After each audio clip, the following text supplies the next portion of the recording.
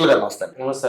విఠల్ గారు నిజంగానే అంటే ముందుగా మనం చూసుకుంటే ఒక ఐఏఎస్ ఆఫీసర్ని ప్రజలు చట్టం చేతిలో తీసుకుని అతన్ని ఘోరంగా కొట్టడం అనేది ఎక్కడ మనం ఎప్పుడు చూడలేదు.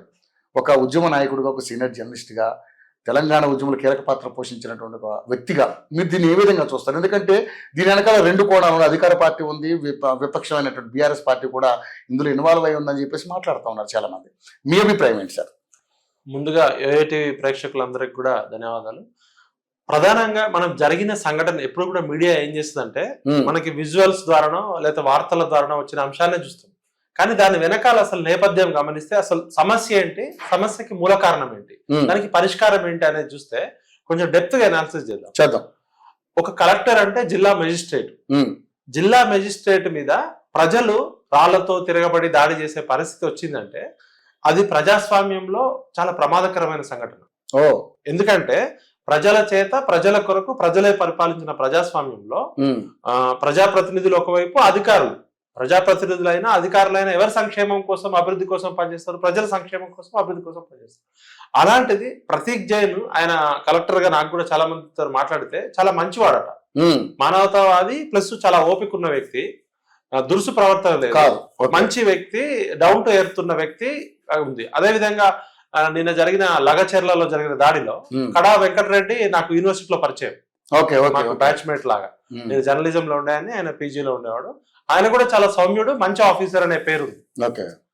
అంటే అధికారులు బ్యాక్గ్రౌండ్ చూస్తే వాళ్ళు ఎటువంటి దుందుడుకు స్వభావం గానీ, నోరు జారే స్వభావం గానీ లేదు. మరి రైతులు తీసుకుంటే 4 గ్రామాలు, ఇప్పుడు మనకి లగచెర్ల గ్రామంలో ఇన్సిడెంట్ జరిగింది, ఆ ఇన్సిడెంట్ వస్తుంది. కానీ భూసేకరణ అనేది ఆ 4 గిరిజన గ్రామాలు, లగచెర్ల, కోస్గి, ఆ విలేజ్ ఉన్నాయి. ముఖ్యంగా మనమందరం కూడా ప్రజాస్వామ్యవాదులము, అభివృద్ధి కోరుకునే వాళ్ళము. అధికారుల మీద దాడిని మనం అందరం ఖండించాల్సింది. అయితే ఈ అధికారుల మీద దాడి అనేది ఒక్కరోజు సంఘటన. దాని వెనకాల ఏం జరిగిందని చూస్తే ఈ 4 గ్రామాల ప్రజలు నాకే దాదాపు ఒక 15 సార్లు గత 6 నెలల నుంచి ఫోన్ చేస్తున్నారు. నాకు ఫోన్ చేస్తే నేనేం చెప్పినంటే, నేను లీగల్ ఎక్స్పర్ట్ ని కాదు, నాకు ఆ ఏరియాతో అంత టచ్ లేదు, మీరు అడ్వకేట్ శరత్ కుమార్ సార్ దగ్గరికి వెళ్ళండి, ప్రతిపక్ష నాయకుల దగ్గరికి వెళ్ళండి, ముఖ్యమంత్రి గారి దగ్గరికి వెళ్ళండి అని చెప్పి నేను ముఖ్యమంత్రి గారి పిఆర్ఓ నెంబర్ కానీ, లేకపోతే జైపాల్ రెడ్డి ముఖ్యమంత్రి గారి పిఏ నెంబరు, కొంతమంది ప్రముఖులు కూనంనేని సాంబశివరావు గారి నెంబరు, వీళ్ళందరూ ఇచ్చిన. వాళ్ళు చాలా మంది ఒక దాదాపు అంటే 4 రోజుల క్రితం వరకు కూడా అన్న మాకు అసలు దిక్కుతోచిన పరిస్థితి ఉందని చెప్పారు. నేనేం చెప్పానంటే, మీరు ప్రజాస్వామ్యయుతంగా, శాంతియుతంగా మూవ్మెంట్ చేసి జేఏసీలు ఏర్పాటు చేసుకోండి, ముఖ్యమంత్రి గారిని కలవడానికి ప్రయత్నం చేస్తే ఈ ట్రాక్ రికార్డు తీస్తే గత 5-6 నెలల నుంచి ఎప్పుడైతే ఈ ఫార్మా సిటీ క్యాన్సిల్ చేసి ఫార్మా విలేజ్లు పెడతా అన్నారు రేవంత్ రెడ్డి గారు, వాళ్ళు ఎందుకు వ్యతిరేకిస్తున్నారు అనే దాన్ని మనం రూట్ కాజ్ చూడాలి. ఎందుకు ఒక సామాన్య రైతులు కలెక్టర్ మీద అంత కోపానికి వచ్చారు, అధికారుల మీద దాడి చేసిరంటే, ఈ రోజు ప్రపంచంలో జరిగే అన్ని రకాల పోరాటాలు భూమి కోసం, భుక్తి కోసం, విముక్తి కోసం, మొత్తం యుద్ధాలు రాజుల కాలం నుంచి నేటి వరకు యుద్ధాలన్నీ దేనికోసం జరుగుతాయి? భూమి కోసం జరుగుతుంది. అలాంటిది అక్కడ గిరిజన రైతులు, పేద రైతులు, వాళ్ళేమి భూస్వాములు కాదు, 100,000 ఎకరాలు ఉన్నోళ్ళు కాదు, తిప్పి కొడితే అందరికి 3 ఎకరాలు, 4 ఎకరాలు, 5 ఎకరాల లోపు ఉన్న రైతులు, ముఖ్యంగా ట్రైబల్స్, గిరిజనులు, లంబాడీ గిరిజనులు, వాళ్ళకి ఎప్పుడో తాతల కాలం నుంచి కష్టపడి సంపాదించుకున్న భూమే వాళ్ళకి జీవనాధారం, వాళ్ళకి వేరే వృత్తి లేదు. వాళ్ళకి భూమి పోతే ఇక వాళ్ళకి ప్రాణం కన్నా ఎక్కువ, భూమి కన్న తల్లి కన్నా ఎక్కువ చూసుకుంటారు. ఇప్పుడు గతంలో కేసీఆర్ ప్రభుత్వం కూడా మల్లన్న సాగరు, ఈ కొండపోచమ్మ దగ్గర దాదాపు 10-15 గ్రామాల్లో ఇదే విధంగా చేసింది. అప్పుడేమో కాళేశ్వరం అనే ప్రాజెక్టు కోసం, ఇరిగేషన్ ప్రాజెక్ట్ కోసం భూసేకరణ చేసేది. అప్పటి ప్రభుత్వం కూడా పోలీసులు పెట్టి ఇదే విధంగా దమనకాండ చేసింది.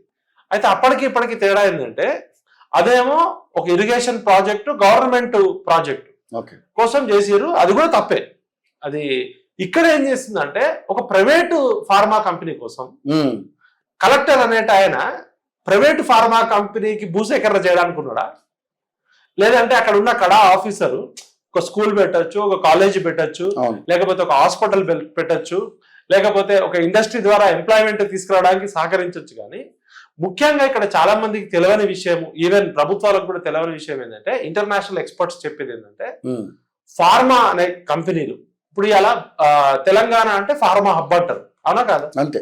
రెడ్డి ల్యాబ్స్ గానీ ఇలా ప్రపంచంలోనే హెట్రో గానీ దివీస్ గానీ సిరీస్ గానీ ఇట్లా చాలా చాలా ఉన్నాయి.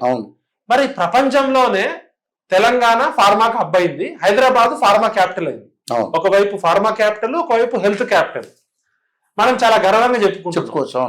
అయితే ఇక్కడ మనం కొంచెం లోతుగా నేను ఎక్స్పర్ట్స్ తో మాట్లాడితే ఏం చెప్తున్నానంటే, ఇది ప్రపంచంలోనే హైదరాబాద్ చుట్టుపక్కల తెలంగాణ ఫార్మా హబ్ కావడం అనేది అభివృద్ధి సూచిక కాదు, అది వినాశకానికి విధ్వంసానికి సూచిక అని చెప్తున్నారు. ఎందుకంటే మనం ప్రపంచంలోనే అత్యధిక జనాభా ఉన్న దేశం, ల్యాండ్ తక్కువ జనాభా ఎక్కువ. ఇప్పుడు కెనడా గాని, అమెరికా గాని, రష్యా గాని, చైనా గాని మనకన్నా చాలా ఎక్కువ ల్యాండ్ ఉన్న దేశాలు, మనకన్నా అభివృద్ధి చెందిన దేశాలు. అవేవి కూడా ఈ విష రసాయనమైన కంపెనీలు పెట్టుకో. ఈ అభివృద్ధి చెందిన దేశాలన్నీ ఏ పేద దేశాల్లో బకరాలు దొరుకుతారా వాళ్ళకి అభివృద్ధి పేరుతోటి ఫార్మా కంపెనీలు పెడతారు. ఈ పాయింట్ మీద చాలా మంది మాట్లాడతారు. దానికి ఎగ్జాంపుల్ మన అనుభవంలో ఉన్న ఎగ్జాంపుల్, మన ఇద్దరం ఒక 25 సంవత్సరాల నుంచి జర్నలిజం లో ఉన్నాం. 97 దాదాపు 25 సంవత్సరాలు. మనం జర్నలిజం లో ఎంటర్ అయిన కొత్తలో 97, 99 ఆ టైంలో పటాన్ చెరు అనేది ఆసియాలోనే అత్యంత కలుషితమైన ప్రాంతం.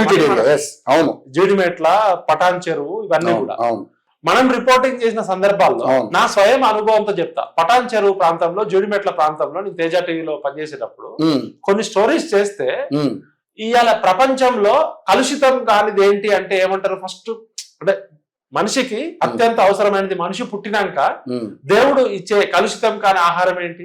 మనిషి పుట్టగానే కలుషితం కాని ఆహారం ఏంటి? పాలు. ఏ పాలు? తల్లిపాలు.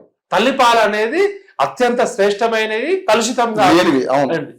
పటాన్ చెరువు ఏరియాలో కొన్ని కేసెస్ లో ఈ విష రసాయనాలు భూమిలో డంపు చేయడం వల్ల ఆ సంవత్సరాల పాటు ఆ కెమికల్స్ భూగర్భ జలాల్లోకి ఇంకి, ఆ ఊటల్లో, చెరువుల్లో, బాయిల్లో, కుంటల్లోకి ఇంకి వాళ్ళు తాగే నీళ్ళల్లో, వాళ్ళు తినే తిండిలో, వాళ్ళ వరి పొలాలలో, వాళ్ళ జామ చెట్టులో, బర్రెలు తాగే పాలల్లో, ఈ తల్లి గర్భంలో ఉన్నప్పుడు తల్లి తాగిన నీళ్లు, తల్లి తిన్న ఆహారం వల్ల కడుపుతో ఉన్న గర్భిణీ తల్లి తీసుకున్న ఆహారమే షారుగా మారుతుంది. అవును, తల్లి పాలల్లో కూడా విషం వచ్చిన సందర్భాలు ఉన్నాయి పటాన్ చెరువు ఏరియాలో. అంటే ఇది నాకు తెలిసిన నా అనుభవంలో చెప్తున్నా. దీని మీద పటాన్ చెరువు ఏరియా మీద ఇంటర్నేషనల్ ఆర్గనైజేషన్స్, గ్రీన్ పీస్ చాలా లాంటిది ప్రపంచంలో టాప్ పొల్యూటెడ్ ఏరియాలో అదొకటని డిక్లేర్ చేశారు 30 సంవత్సరాల క్రితం.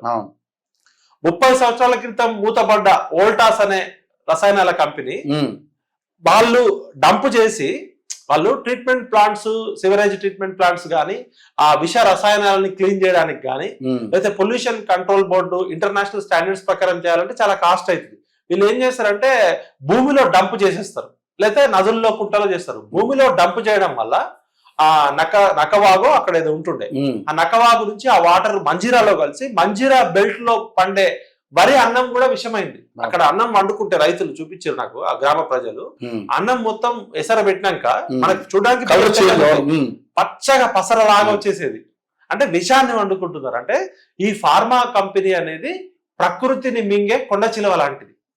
భూమి కలుషితం, నీరు కలుషితం, గాలి కలుషితం, భూగర్భ జలాల్లో మనం పాతాళంలో వాళ్ళు 100 అడుగులు 1000 అడుగులు లోపల తీసినాక ఆ కెమికల్స్ లో ఉన్న ఆ సాలిడ్ ఏమో భూమిలోకి వెళ్తుంది, లిక్విడ్ అంతా కూడా ఊటల్లోకి వెళ్తుంది. ఇప్పుడు మనం అది ఎక్కడెక్కడికి పోతుందో తెలియదు, దూరం పోతుందో తెలియదు, భూగర్భ జలాన్ని కూడా కలుషితం. అంటే ప్రపంచంలో ఫార్మా హబ్ మేము #1 తెలంగాణ, ప్రపంచంలో హెల్త్ క్యాపిటల్ మేము, ఫార్మా క్యాపిటల్ అని చెప్పుకుంటున్నారు కదా ఘనంగా. ఈ పిచ్చి తుగ్లక్ పాలకులు చేసిన అనాలోచిత నిర్ణయాల వల్ల ఇవాళ తెలంగాణ #1 క్యాపిటల్ కాదు, తెలంగాణ #1 పొల్యూషన్ క్యాపిటల్ అవుతుంది. పటాన్ చెరువుని కలుషితం చేసిరు, జడిమెట్లను కలుషితం చేసిరు, నాచారం ఇండస్ట్రియల్ ఏరియాని కలుషితం చేసిరు. ఇక్కడ నుంచి తర్వాత ఈ మన సిరీస్ ల్యాబ్ బొల్లారం అయిపోయింది. ఇటు నల్గొండ మన మునుగోడు కాన్స్టిట్యున్సీలో దివీసు సిరీస్ అవి చేసిన విధ్వంసము ఇంకా అది ఇప్పటికీ కోలుకోలే. మహబూబ్ నగర్ జడ్చర్లు అయిపోయింది. ఇప్పుడు ఇక కొత్తగా గత ప్రభుత్వమేమో మేము అన్నింటినీ ఒకటే దగ్గర తెచ్చిపెడతామని టిఆర్ఎస్ ప్రభుత్వం ఆ చైనా పోయి చూసి వచ్చి 14,000 ఎకరాలు రైతుల దగ్గర ప్రొక్యూర్ చేశారు. 14,000 ఎకరాలు ప్రొక్యూర్ చేసి వాళ్ళు ఏం చెప్పారంటే, అప్పుడు మరి మీరు గతంలో ఇట్లా తెలంగాణ వచ్చిందే ఈ ఆంధ్ర కంపెనీలు లేకపోతే బయట రాష్ట్రాల కంపెనీలు వచ్చి విషతుల్యం చేసినామని మేమంతా ఉద్యమం చేసినాం. లేదు చైనాలో ఏంటంటే చాలా స్ట్రిక్ట్ రూల్స్ ఉంటాయి. ఓకే. అక్కడ గవర్నమెంటే కంట్రోల్ చేస్తుంది. ఇప్పుడు మీరు ఒక ఫార్మా కంపెనీ పెట్టుకోవాలనుకుంటే మీ ఇష్టం వచ్చిన చోట పెట్టుకోవడానికి పర్మిషన్ ఇయ్యరు. అన్ని రకాల కంపెనీలు పెట్టుకుంటే common treatment plants, common electricity facilities, common sewerage plants పెట్టి గవర్నమెంటే కంట్రోల్లో చేస్తుంది. 24 hours 365 days వాచ్ చేస్తుంది. ఇక్కడ ఉన్న పొల్యూషన్ కంట్రోల్ బోర్డు ఎన్ని ఫార్మా కంపెనీలకి నోటీసులు ఇచ్చింది, ఎన్ని ఫార్మా కంపెనీలు మూసేసింది అంటే ఇంతవరకు లంచం ఇస్తే పనులు అయిపోతాయి. ప్రైవేట్ వాడు ఫార్మా కంపెనీ పెట్టుకున్నాడు పేపర్ మీద అన్ని రకాల గైడ్ లైన్స్, ఇంటర్నేషనల్ స్టాండర్డ్స్ పాటిస్తా అని చెప్తాడు. కానీ వాడు లాభాల కోసం పెట్టుకుంటాడు ప్రైవేట్ వాడు. ఇంత కాస్ట్ పెట్టి ట్రీట్మెంట్ చేయడం, పేరుకి ట్రీట్మెంట్ ప్లాంట్ ఉంటది కానీ ఆ ట్రీట్మెంట్ ప్లాన్ లో ట్రీట్మెంట్ జరగదు. దానికి పవర్ కాస్ట్ ఎక్కువ, దాని కాస్ట్ మెయింటెనెన్స్ కాస్ట్ ఎక్కువ అవుతుంది. కాబట్టి పేరుకి ఇన్స్పెక్షన్ కి వచ్చినప్పుడు ఉంటది, అది పనిచేయదు. దాన్ని ఏం చేస్తారంటే దానిలో ఉన్న వ్యర్థాలన్నీ తీసుకెళ్లి అర్ధరాత్రి పూట సాలిడ్ వేస్ట్ అంతా తీసుకెళ్లి మూసీ నదిలో డంప్ చేస్తారు. లిక్విడ్ వేస్ట్ అంతా ఒక పట్టుకోకుండా భూమిలో పాత పెట్టేస్తారు. వాళ్ళు అప్పటికి దులుపుకుంటారు, అయిపోయింది. కానీ ఆ భూమిలో పాతి పెట్టిన విషము 30-40 సంవత్సరాలు కూడా అది రకరకాల, ఇవాళ హైదరాబాద్ కి 2 రకాల ప్రమాదాలు ఉన్నాయి. ఒకటి హైదరాబాద్ చుట్టూ ఉన్న ఈ కెమికల్ ఇండస్ట్రీస్, ఫార్మా ఇండస్ట్రీస్ వల్ల ఫ్యూచర్ జనరేషన్స్ కి రకరకాల రోగాలు వచ్చే ప్రమాదం ఉంది. ఆల్రెడీ గర్భిణీ స్త్రీలలో అబార్షన్స్ ఎక్కువైనాయి ఈ చుట్టుపక్కల పల్లెటూళ్ళలో. సెకండ్, చర్మ వ్యాధులు వస్తున్నాయి. 3, క్యాన్సర్ లాంటి వస్తున్నాయి. రకరకాల కొత్త జబ్బులు వస్తున్నాయి. మనిషి ఆయుష్ కూడా తగ్గిపోతుంది. Pharma companies, international pharma company strategies ఏంటంటే ఈ పేద దేశాలలో వెనుకబడ్డ అంటే ప్రజలని గొర్రెల్లాగా చూసే దగ్గర రాజకీయ నాయకులు ఎక్కడైతే కరప్ట్ అయ్యి పాలసీలు రూపొందిస్తారో అలాంటి దేశాలను పట్టుకొని రాజకీయ నాయకులకు డబ్బులు ఇచ్చేసి అభివృద్ధి పేరుతో అందమైన కథ చెప్పి ఆ ప్రజల జీవితాల్లో ఒక 100-200-300 ఏళ్ల పాటు వీళ్ళు ఏముంది ఆ టెంపుల్ 5-6 కోట్లు తీసుకుంటారు, రాజకీయ నాయకులు ఇస్తారు, పర్మిషన్లు ఇస్తారు. మన దగ్గర లంచాలు ఇస్తే ఏ పనైనా అవుతుంది అనేది అర్థమవుతుంది. మరి ప్రపంచం మొత్తంలో ఏ దేశంలో లేనన్ని ఫార్మా కంపెనీలు ఎందుకు హైదరాబాద్ చుట్టుపక్కల వస్తున్నాయి? ఇది అభివృద్ధి ఆలోచించాల్సిన విషయం. ఇది విధ్వంసము, వినాశక. ఇప్పుడు దేశభక్తి అంటారు కదా, మనందరం భారత్ మాతాకి జై. దేశం అంటే మట్టి, దేశం అంటే మనుషులు అంటాం. మన మట్టిని, మన భూమాతని, మన భారతమాత నేలని, భారతమాత భూమిని, భారతమాత నీటిని, భారతమాత గాలిని కలుషితం చేయమని చెప్పి మనం ఫారెన్ కంపెనీస్ ఇన్వైట్ చేస్తున్నాం. చేసి మనం దేశభక్తి అని చెప్పుకుంటున్నాం మళ్ళీ.